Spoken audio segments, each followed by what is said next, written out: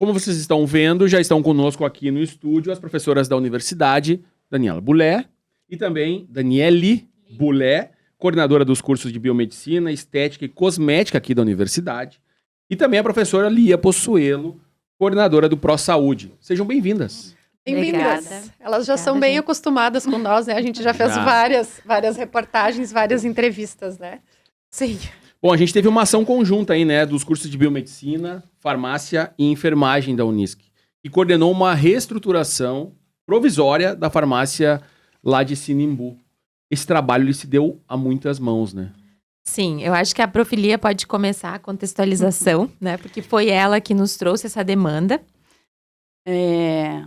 Boa tarde. Boa tarde. Então, pessoal, semana passada, a universidade organizou algumas missões, né? Saídas para alguns municípios. E numa dessas saídas, nós nos voluntariamos, eu e a professora Maria Ângela, junto com alguns alunos e alguns egressos, para ir a Sinimbu, né? Entender um pouquinho das demandas, das necessidades deles lá. E quando chegamos, na outra semana, lá logo depois ainda da enchente, né? Identificamos a necessidade, o município completamente devastado, né? Assim, uma tristeza, a gente entender e enxergar aquele município que nós seguidamente visitávamos, né? Hoje não tem mais nenhum comércio aberto, nenhuma possibilidade nesse momento da população ter acesso ao comércio. Mas, além disso, né, essa população também não tem mais acesso aos serviços de saúde básicos, como, por exemplo, a farmácia municipal, o ambulatório, né? E naquele momento, quando nós chegamos na comunidade evangélica, lá onde está sendo concentrada todas as doações do município, a gente entendeu, né, enxergou a demanda de uma reestruturação da farmácia municipal. Então, nós chegamos lá e o pessoal disse, vocês são da saúde, então vem aqui. E aí, nos levaram a um espaço físico onde estavam sendo, então, reorganizados alguns medicamentos, né?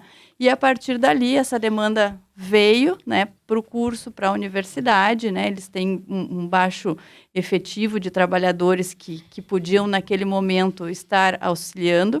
E, além disso, a gente tem que ter muita serenidade e entendimento, né, que toda aquela população foi afetada pela enchente. Então, a maioria dos trabalhadores da prefeitura, dos servidores da prefeitura, também foram afetados pela enchente. Então, naquele momento, a nossa entrada como universidade comunitária parceira, ela foi essencial para apoiar nesse processo de reestruturação temporária da farmácia do município. Na verdade, né, mesmo que as pessoas que não tiveram, os poucos, né, moradores de Sinimbu que não tiveram a sua casa, enfim, suas coisas afetadas, eles não têm onde buscar, né, porque os serviços em si foram afetados. Eu pergunto para vocês, quem pode, de onde vieram esses medicamentos que estão disponíveis agora e quem pode retirar? Na verdade, a farmácia municipal, né, de Sinimbu, foi uma farmácia que estava estruturada junto com o posto de saúde e foi levada embora com a enchente. Primeiro ponto. A maior parte da população do município de Sinimbu usa a farmácia municipal, né, porque ela tem medicamentos de uso crônico. Junto com a farmácia municipal também atua a farmácia do estado, onde aqueles pacientes que têm medicamentos têm processos, né, que o estado alcança, não só medicamentos, mas leites especiais, nutrição especial para o paciente oncológico, medicamentos para doenças crônicas, insulina, né, extremamente importante lá. E como a cidade foi muito afetada, toda afetada, além de ter as pessoas do centro da cidade que foram afetadas, tem o pessoal do interior. Que a maioria, muitos não foram afetados diretamente pela enchente, mas eles estavam ilhados. Só que eles usam medicamentos contínuos e eles pegam a receita deles e vêm uma vez no mês, ou mais, 1 ou 2 vezes no mês, pegam esses medicamentos mensais e voltam para casa. Só que aí a gente tinha vários problemas ali que a gente identificou. Além de não ter mais muitos medicamentos, os pacientes não tinham receitas e os pacientes não tinham nem mesmo não sabiam o medicamento que eles tomavam. Não existia computador mais, não existia geladeira, não existia mais nada, né, Lia? E aí a gente começou num trabalho em conjunto, depois, então, na semana, nós fomos para lá, eu e a professora Lia, com alunos, a gente precisa agradecer aos nossos alunos dos cursos de farmácia, dos cursos de biomedicina, do curso de enfermagem, do curso de medicina, que, assim, ó, fizeram um trabalho lá dentro, para vocês terem uma ideia. E os nossos egressos, né, Dani? Não podemos os nossos esquecer egressos, que os tivemos nossos alguns farmacêuticos egressos. voluntários, as farmacêuticas da 13ª, a própria farmacêutica do município. Então, teve um dia que a gente que foi uma coisa assim, uma cena linda, que a gente tinha umas 20 pessoas dentro daquela farmácia, e não é um espaço muito grande lá, que na verdade é um espaço que está localizado na igreja, do lado do ginásio, né? Ao lado da igreja, no ginásio, mas no ambiente ali da igreja evangélica.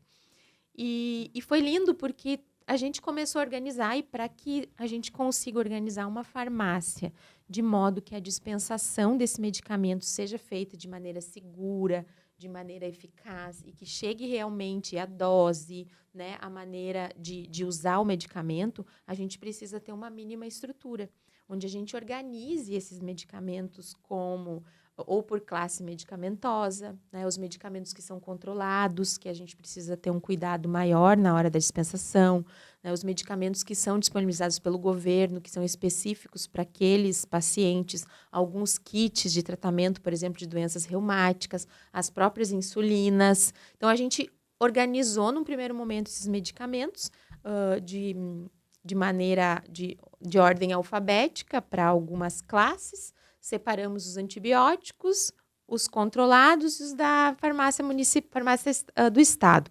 E aí, em 2 dias, não é nem 2 dias, 1 dia e meio, a gente já conseguia, né, disponibilizar essa dispensação desses medicamentos. Os pacientes chegavam na farmácia sem prescrição, sem caixa, sem nada. Sem documento. Né? E uma coisa que me intrigou muito, assim, que fiquei muito comovida, foi que em alguns momentos a gente fazia algumas perguntas que o farmacêutico precisa fazer, né? O senhor não tem a sua receita? A senhora não sabe o medicamento que a senhora toma? A senhora não tem uma amostrinha da caixa? Não, minha filha, eu não tenho mais nada, eu perdi tudo. A água levou, né? Então, foi uma situação em que eu fui uma semana quase inteira lá. Teve um dia que eu tive que dar uma parada para me recuperar emocionalmente, porque realmente foi uma cidade muito debilitada, mas graças ao apoio de todos os nossos profs, a gente conseguiu, então, ela está pleno funcionamento. Hoje mesmo eu falei com a farmacêutica do município, ela agradece muito, né, a nossa ação, porque a gente conseguiu a geladeira, os imunos biológicos, as insulinas já estão sendo dispensadas, veio medicamentos, né, quando perguntou de onde vieram esses medicamentos, vieram medicamentos do governo do estado, vieram medicamentos de muitas doações de empresas que trouxeram as medicações. Lá a gente fez uma força-tarefa no início também, onde a gente solicitou esses medicamentos, né, até mesmo com alguns contatos de propagandistas de medicamentos também, amostras que vieram para a gente poder servir a população nesse início. A gente tem visto uma rede de solidariedade muito grande, né? Aqui, propriamente na Unisc, aqui a gente tem visto no ginásio, né, onde está a Defesa Civil, caminhões chegando a todo momento, tem muita coisa chegando, roupa, comida, água, produtos de higiene e limpeza e medicamentos. Uhum. E tem muitas pessoas que querem ajudar doando o medicamento. O que é recomendado, qual é a dica para essas pessoas que querem colaborar com doação de medicamentos? A gente precisa ter bastante cuidado, né? E na hora de fazer a doação. A doação de medicamentos, ela deve ser pautada principalmente no cuidado para que essa doação também não se torne o que acontece muitas vezes, né, com outras coisas, que se torne um descarte. A gente tem que lembrar que a gente precisa triar esses medicamentos no momento em que a gente tem essa doação, avaliar validade e principalmente as pessoas que estão em casa, né, que têm os seus medicamentos em casa, que tenham esse cuidado. Eu sei que a intenção é a melhor, mas muitas vezes, por exemplo, agora, nesse momento, a gente tem recebido bastante doação de medicamentos, né? Estão sendo triados. Na farmácia de Sinimbu, hoje mesmo, a farmacêutica me passou que estão recebendo uma carga de medicamentos, estão com dificuldade de local para armazenar esses medicamentos. Mas, principalmente, né, as pessoas em casa. Medicamentos abertos, medicamentos vencidos, medicamentos já utilizados. A gente precisa ter bastante cuidado, porque, às vezes, a pessoa vai acabar provocando um problema para nós, que é o descarte.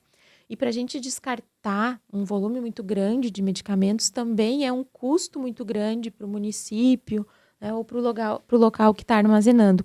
Então, existem protocolos hoje que o Conselho de Farmácia, o Conselho Federal de Farmácia tem disponível no site, que são protocolos específicos para que as pessoas observem se é uma indústria que quer doar, quais são os protocolos que ela tem que seguir, né, se é uma pessoa física que quer doar, quais são os medicamentos mais importantes nesse momento para fazer doação, porque existem listas do sistema de saúde e cada cidade tem a sua lista específica para aquela população que é atendida. Então, essas listas são muito importantes, porque esses são os medicamentos que os pacientes vão utilizar. Alguns medicamentos a gente não tem não tem como dispensar esses medicamentos. Porque não tem demanda, isso? Isso, a gente não tem demanda, então muitas vezes vem, né? É o que eu ia comentar, assim, que a gente tem visto muito essa questão, né? Porque os médicos, eles já estão acostumados a fazer uma prescrição X, Y ou Z de determinados medicamentos. E quando vem as doações, vem muita doação, como a Dani está dizendo, de medicamentos que não são normalmente prescritos, com outras composições, outros, até mesmo a dosagem, o nome genérico, que não é utilizado. Então, acaba ficando, né? Esses medicamentos acabam ficando, né? E é importante também que as pessoas lembrem que nesses abrigos onde as pessoas estão, já há pessoas, há farmacêuticos, médicos que estão também vendo o que essas pessoas precisam de medicamentos. Para que quando a doação chegue, ou enfim, os remédios sejam encaminhados para aquela necessidade. Isso também é importante que as pessoas saibam. Né? Então, a minha orientação, né, a nossa orientação é que se você quer doar alguma medicação, que entre em contato com a farmacêutica do município, que entre em contato com os gestores públicos para realmente saber qual é a demanda daquela localidade. Porque a minha demanda aqui em Santa Cruz do Sul, ela provavelmente é diferente da demanda de Sinimbu. Porque eu tenho pessoas, região, com características diferentes, né? E com doenças diferentes também. Né? Então, sim, existe uma atividade que se faz, o farmacêutico ele tem habilidade para isso, que é a equivalência farmacêutica, né? A substituição de um medicamento por outro em momentos de crise. Isso está sendo feito também, né? Com auxílio, o conhecimento do médico, né? Especialmente, eu participei lá em Sinimbu, a gente fazia muito isso, a equivalência. Então, se o médico prescrevesse o medicamento simvastatina, por exemplo, que é um medicamento bastante utilizado para redução de colesterol, e não tinha na farmácia, a gente, junto com o médico, a gente faria a substituição de um outro da mesma classe, né? Mas com a mesma ação. Então, isso também pode ser realizado, mas realmente a gente está, sim, né? Eu tenho certeza que em todos os locais a gente está recebendo medicamentos que a gente não consegue, que não são utilizados para aquelas regiões. Às vezes também medicamentos vencidos, né? Amostras grátis, vencidas. Então, quando quiser fazer a doação para que a gente, né, consiga ajudar mesmo, que entre em contato, né? Não pegue e só leve os medicamentos que estão lá e diz, eu tenho esses aqui para doar. Não, entre em contato, porque esse medicamento que está sobrando lá na minha farmácia, ela pode ser útil lá numa outra região. Pode não utilizar, né? Não. Para Sinimbu, digamos, mas pode para outra região. Para outro município. Na farmácia, né, de Sinimbu, que foi montada, que está, né, em pleno funcionamento, o que mais está sendo necessário? Medicamentos, como comentava o município, né? Enfim, já veio. Claro, sempre bem-vindo dentro das possibilidades que tu acabou de passar. Mas em termos até de estrutura, enfim, o que está precisando? O que ainda pode ser doado? Na verdade, precisa voltar à sua estrutura, né? Então, no momento em porque a farmácia foi devastada, né? Ela era ali na rua principal, ao lado do posto de saúde, né? Então, ali tem que se montar tudo novamente. O posto de saúde, na verdade, ele foi devastado. Sim. A gente esteve lá poucos dias depois, né? A gente via sendo tudo retirado, né? Não tem mais as portas, nada mais. Então, é necessário a reestruturação para que a farmácia possa voltar ao seu local de funcionamento, né? E toda a reestruturação dela no local original, que ela... né? Isso, original. Né? Hoje, a estrutura ela é uma estrutura que foi montada, né, com emergencial, armários, tudo de emergência. Nós conseguimos doações de estantes, né, porque não tinha nada. O espaço ali é o espaço onde eles realizam atividades com as crianças. Então, é uma sala de educação infantil, né? Então, ali foram colocadas várias mesas. E quando começou aquele volume enorme de medicamentos, a gente começou a entender que aquelas mesas ali já não serviam. Então, a gente fez uma busca por doações de estantes para conseguir fazer toda a organização, de potes, né, de potinho de sorvete, porque ali, então, foi tudo identificado, colocado em ordem alfabética, como a Dani falou, para facilitar, inclusive, a dispensação, porque nos primeiros dias ali não tinha nem como encontrar os medicamentos que as pessoas iam buscar, né? Então, a partir ali do final da semana passada... na segunda-feira a gente começou... Já estava, né, na sexta da semana passada, já estava tudo organizado. Esse trabalho continua? Os alunos continuam ajudando, indo lá? Existem alunos agora, a gente não tem mais, porque a gente acabou focando aqui no ginásio da Unisc, que também está recebendo medicações. Então, como lá a gente entregou já a farmácia, né, estruturada no que a gente conseguiu, a gente não foi mais para Sinimbu. A gente está agora trabalhando, né, nessa nossa nova linha. Mas o contato a gente tem, e qualquer demanda que surgir, principalmente quando a farmácia, né, a gente já deixou combinado que quando a farmácia voltar para o seu local original, a gente vai trabalhar com os nossos alunos. Porque hoje mesmo eu estava comentando, nós como Unisc, o nosso trabalho não terminou na semana passada, nem nessa, nem na outra. Né? A gente vai ter muita coisa para fazer ainda e para auxiliar a nossa comunidade, e a gente, como profs da área da saúde, a gente se sente grata, Nélia, em saber que a gente pode auxiliar muito ainda, né, essas pessoas. Eu me apeguei àquela farmácia. Eu me apeguei àquela farmacinha, assim, eu peguei um amor por aquela farmácia, né? E fui também final de semana, de forma voluntária lá, porque eu, né, enquanto ela não estava movimentando e se estruturando bem, eu não conseguia deixar de ir. Mas agora ela tá, a farmacêutica já... Porque no início eles tiveram um baque, né? Emocional. A gente via no olhar, via no aspecto deles.